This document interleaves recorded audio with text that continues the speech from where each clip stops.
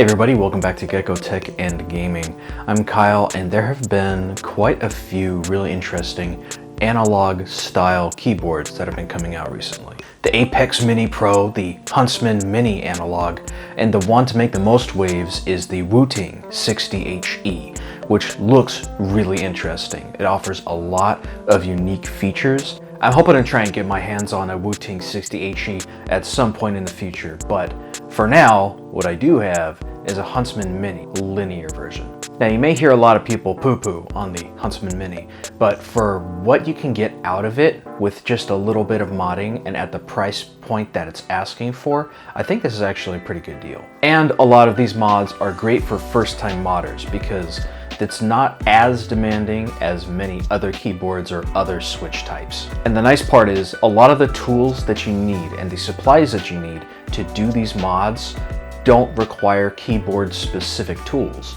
Pretty much all of these supplies that I'm going to be using you can get at your general hardware store, so it's not a difficult mod to do.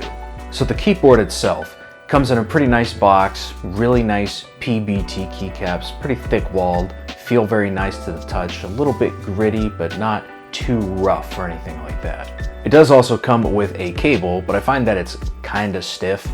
The interesting part is the little connector at the USB-C side. There's little notches that help it from wiggling out too much from the keyboard, so that is kind of an interesting feature. But you can use whatever USB-C cable that you want with this thing. It's got a steel top plate and a plastic lower bottom housing.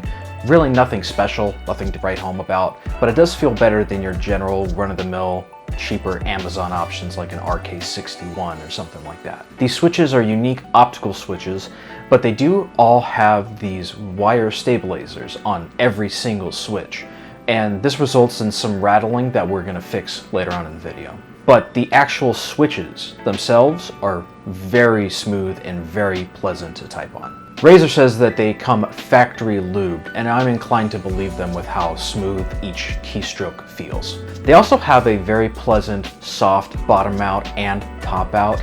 They have these dampeners, so not only do they feel kind of pleasant to type on, they're also not too loud. So this is great if you are trying to avoid making too much noise with your keyboard. The stabilizers on these are pretty bad. Like, they're not the worst that I've ever heard, but they're definitely very, very chattery. The case also does feel kind of light and a little bit hollow sounding, so that's something else that we're going to fix with this mod as well.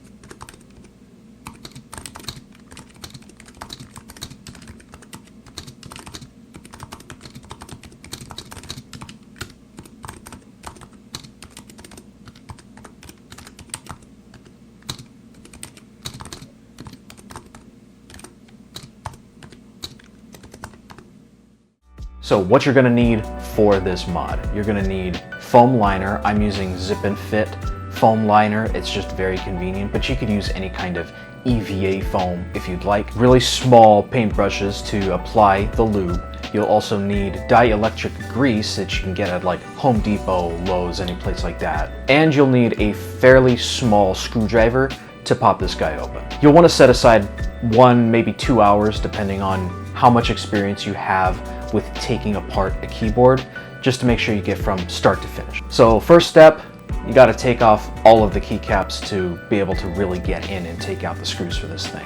Unfortunately, the Huntsman Mini doesn't come with a keycap puller, but if you buy aftermarket keycaps, like if you want to replace those keycaps on this keyboard, the majority of sets you can buy online do come with a keycap puller. You can pull them off by hand, it'll just rough up your fingers a bit, but it's definitely doable by hand. You could also buy a keycap puller independently online, but I think it would be a better deal to get a keycap set that you like that comes with a keycap puller. Buying it alone will probably be more expensive than it's really worth. Now, once you have all of the keycaps off, you're going to need to take off all the screws on top. Take those screws off and pull that top plate off. When you do pull off that plate, just be cautious because there is a ribbon cable and some other wires that connect the top plate to the bottom housing, and you don't want to like crimp those or damage those cables in any way. The wires just pull straight out. It's pretty straightforward. The ribbon cable, there is like a little black clasp that you're going to need to lift up, and once you do, the cable just pops right out. So the first thing we'll really mod is the hollowness in the bottom casing. So what you'll do is take the foam that you've got and fill in as much empty space as you can in the bottom housing there. You don't have to be super precise, just try and fill out as much space as you can. Depending on what foam you have, you may also want to try and use 2 layers. I'm using the zip and fit. I just used 1 layer and that was enough. You can also use liner that has adhesive. However, once you put the top plate back on, it'll really hold the foam in place. It's not going to move around, so it's really not required. Now next we'll work on the stabilizers. You can remove the stabilizers very easily just by applying a little bit of pressure just with your fingernail or something to the clip on the front side of the plate. They pop out really easily. You don't have to remove the PCB from the top plate. It's pretty straightforward removal. Now you're going to take out those wires from those stabilizers and you're going to apply that dielectric grease all the way past the elbow a little bit. The key here is to get a moderate amount. With lubing switches in general, the usual saying is less is more. Here you want to be moderate. Don't be too heavy. If it's too much, you'll cause like a sluggish feeling to that switch, but just enough that you have like a noticeable layer there. Once you get all the wires properly lubed with that grease, just put them back together and clip them back into the plate. Now you may have heard people suggest using spray dry lube for these switches, especially the linears. For how much time you have to put in to do this lube, really I don't think the benefit is worth it because it's very minimally noticeable. And these switches do come factory lubed, and the fact that they're optical means that they're very smooth anyway, so you're not going to make too much difference lubing the actual stem itself. The real cause of the sound issues with these switches are these little wire stabilizers that come with each independent switch. So the best way to fix this is applying lube to those areas where the wire comes in contact with that switch. So on the left and right sides of each switch, you're going to want to lube those parts. You'll also want to apply a little bit to the wire itself where it can come in contact on those sides. And you'll also want to apply that lube into the notch that the ends of those wires fit into. I did try applying the lube to the lower part of the switch at the front. I found that it actually didn't improve the sound quality or the feel at all. The top part is really where most of that chattery sound comes from. So just skip lubing that bottom part. You'll avoid a lot of mess that way too.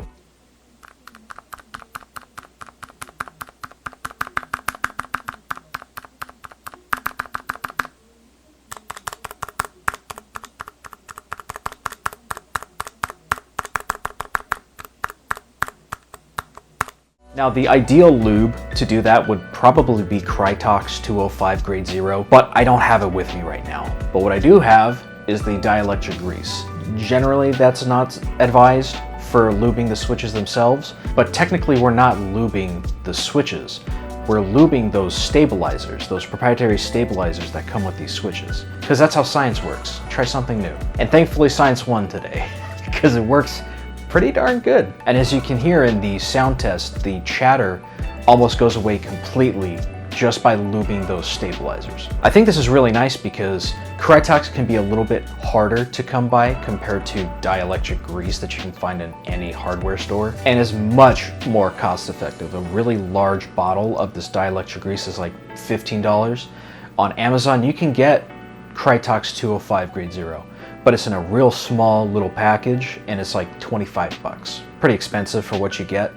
And I think that this is really good for first time modders to see how they feel about modding a keyboard. Now, once you get all of those switches lubed, just go one by one, take your time, and try not to get it on the top stem there.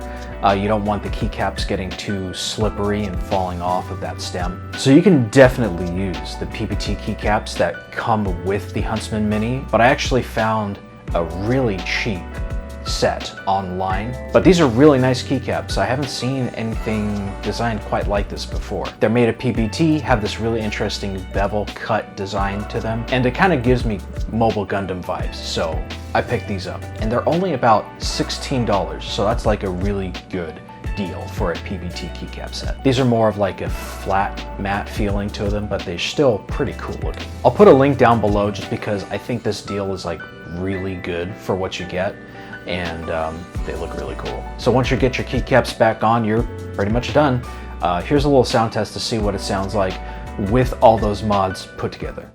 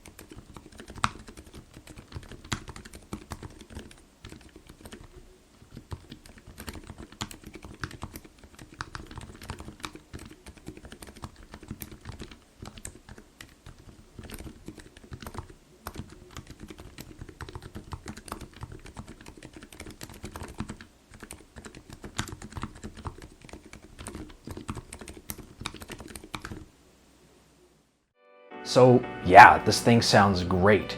At $90 with these mods, I mean, this sounds and feels excellent. When it first came out, I believe it was about $130, $140, and that was pretty high. That wasn't a great price. But now for $80 to $90, you get a super fast keyboard, excellent feeling switches, and honestly, most people who buy a keyboard nowadays, in the whole community right now, you're going to be modding your keyboard anyway. And this is a lot easier to mod than regular Switch keyboards. It feels great to type on, and on top of that, it feels great to game on too. So it kind of covers both those bases. Not only that, it's very, very quiet. If you're using this in a situation where you don't want to bother other people, or say you're streaming and you don't want to hear all that keyboard chatter, this is an excellent choice. And it comes in a compact form factor, which I prefer. I do like having my arrow keys, so a 65% would have been nicer, but you still technically have access to pretty much all of the buttons that are necessary with that function button on the bottom right of the keyboard. So I'm not saying this is like the best keyboard ever. I'm definitely not saying that. There are other more affordable options too. But what I am saying is for what you get and the potential keyboard that you can get from this keyboard with just a moderate amount of mods is pretty nice. And again, $80, $90, this does get a recommendation from me. But anyway, that's it for this video. Hopefully that helps you out with figuring out how to mod this thing. If you enjoyed this one, leave a like, a comment down below, or subscribe if you want to see more videos like this. And until the next video, you take care, God bless, and I'll see you on the next video, okay? Later.